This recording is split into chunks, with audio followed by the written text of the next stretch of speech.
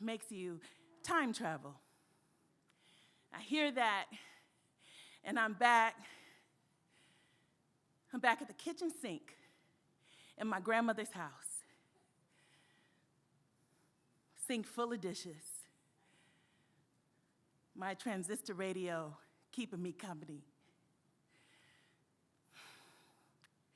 I'm witnessing my hands deep in those suds. The birth of hip hop. As I stand in the kitchen of a house in Los Angeles that still belongs to my family, and as I check my phone, even while I'm here, to make sure that my family, which has received evacuation notices, are okay. My prayer, like everyone's in Los Angeles, is that when I return home as planned well before January 29th, to see why my little cousin has too many D's on his report card, that the meeting that I planned with the principal at Hamilton High School will still go on.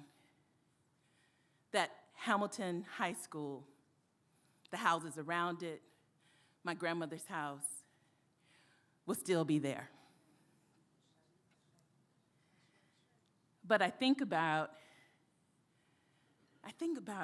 that music, how it got me through, how I grew up to hip hop, and how there in South Central LA, I wasn't different than young people growing up here in Chicago on the west and the south side. That today, young people here are not different from young people in favelas in Brazil, or townships in South Africa, or in the Arab and African suburbs of Paris. Hip hop is now truly bigger than the government.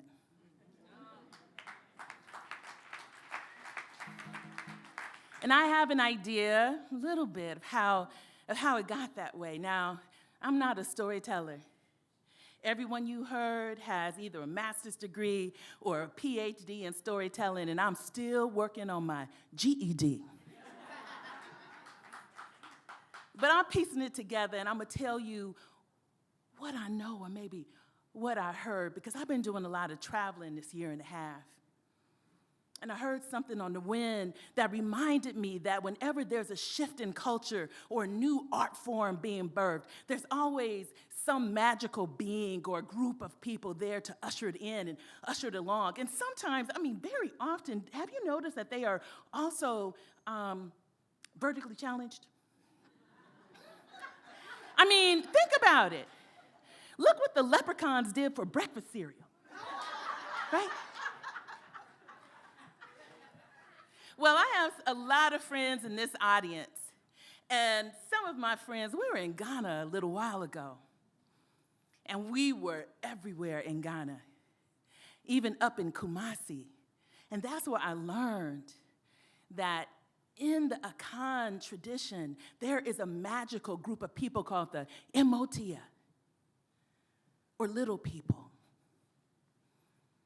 And I heard tell, and I'm not quite sure about this, I'm still piecing this together, but I heard tell that the Emotia love to go where there is music and partying and dancing. That's what they live for.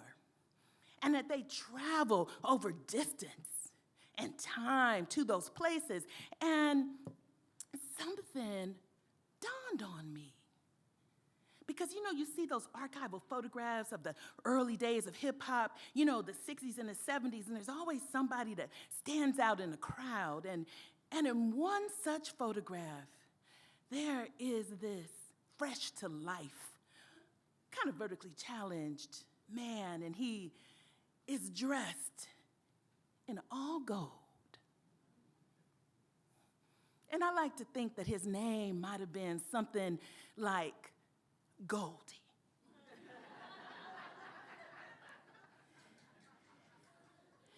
And I like to think that on a summer's evening, Goldie was where everybody in the Bronx or Brooklyn was. He was in the park, being witness to getting down and jumping up, and that he was listening to an MC ride a track so smooth, boom box booming, as a young MC told his story, his highs and his lows, and that Goldie's head was bopping as he listened, and just when he opened his eyes coming out of a trance, he saw somebody trying to maybe jack a bike, like my bike would always get jacked almost every summer. But enough about, well, that's my personal pain, but I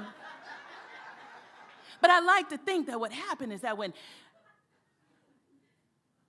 Goldie, who's an MOT, or, part of the Akan clan, Kumasi, Goldsmithan region, that when he opened his eyes, he saw this jacker trying to take a bike, and he was trying to break that bike lock, and Goldie did what MOTs do.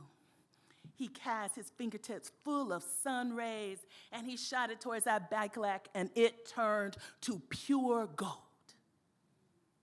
The jacker, being frustrated and a little bit astonished, runs away, but the owner of the bike comes and both excited but also scared that his bike lock won't work. He tries it anyway. And when he lifts up what looks to be a gold chain now, heavier than anything he's ever seen, he just automatically places it around his neck, feeling regal. So regal, he don't want to ride that bike fast. He want to walk slow through the streets with that gold chain, and everybody said, "Oh, homie, fresh, looking good. Is that you, Jamal?" And Goldie just leans back like a MOTer would. And that he turns his attention elsewhere in that park after dark, and he begins to get ready for his favorite part of the evening. That's when the breakers and the dance crews come out, right? And they're all dressed in their Fila jogging suits, and they are looking good, ready for battle. And of course, as you know, being a Khan from the Ashanti region of Kumasi land, he's ready for battle anytime. And so as they get ready to do their dance battles, that music is so good, he has to jump up. But being clean like he is, dressed in all gold, he don't want to get dirty. So he finds some cardboard. And he places it down. And just when they're getting ready, he said, "Y'all ain't seen these moves before." And he jumps up, and he spins on his back, and he lands on his hand, and he windmills around. And they're like, "Go money, go money, go money." And the dance crew say, "Oh, no, we can do that too." And they do. And they do it a little better. And Goldie is pleased, feeling good, like an MOTer would. Oh, it's almost time for him to go, but he is not going to let these police who have Killer K and Big Rita hemmed up. What's going on? They're pressing them against the police car, hands behind their back, and he sees what they're all looking at. The police, Killer K, and Big Rita. 7 stories high are their names. They have defied gravity to create the most incredible art gallery high above the sky. But the police, they ain't feeling it. And so Goldie says, "What can I do?" Because everybody knows that Killer K is Kenny, and that Big Rita is, well, big, and her name is Rita.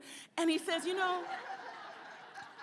he thinks about his own schooling back in Kumasi land, where he was taught a magical alphabet called the Adinkra alphabet. And he says, what if I can just turn some of these letters on their side, Move them in, move them high, move them low, change them up a little bit, encrypt them, if you will, so that the people who need to know who was there knows, but everybody else is left guessing. And so he takes a little oil paint, and he takes some spray paint, and he begins to try to do what he has in his mind. And some other street artist watching it and emulating the way that his hand is moving, he just moves back and lets them work their genius. Some say that was the birth of graffiti, or style writing, or piecing up, where everywhere high in the sky, young people say to passerbys on trains and in their cars, made you look, made you look, made you look. And, well, it was getting real dark, and I don't want to burst your bubble, but even magical beings from the Akan tribe have curfews. And it's almost time for Goldie, because, Goldie got people too, and they get worried. But Goldie knows that he just has to listen to his favorite DJ come up and lace those turntables. And that music, Goldie can't help it. Goldie's like, I got it. Oh, man. And in Goldie's tradition, right, when you hear a great drummer or a great musician, you can't just sit still. You have to go up. You have to pay your obeisance. You have to pay your respect. And Goldie wants to do that so bad. And Goldie comes up to the DJ as the DJ's just spinning and the crowd is dancing. And before he can catch himself, he just touches the elbow of the DJ. And surprised, the DJ just takes his hand off the turntables and looks, chicka, chicka, what? And the crowd is like, yeah, yeah, yeah. And Goldie just bows. And the DJ feeling good and feeling full and seeing everybody dancing, keeps it up, chicka, chicka, choo, chicka, chicka, choo. Oh, I could tell you a lot more, but I'm still putting it together myself. The one thing that I do know is that there was a moment in time, like there always is, when magical beings, individuals, and communities come together to make something out of nothing. And no matter how you are feeling this month, we can do it again. Because it takes us to make a thing go right.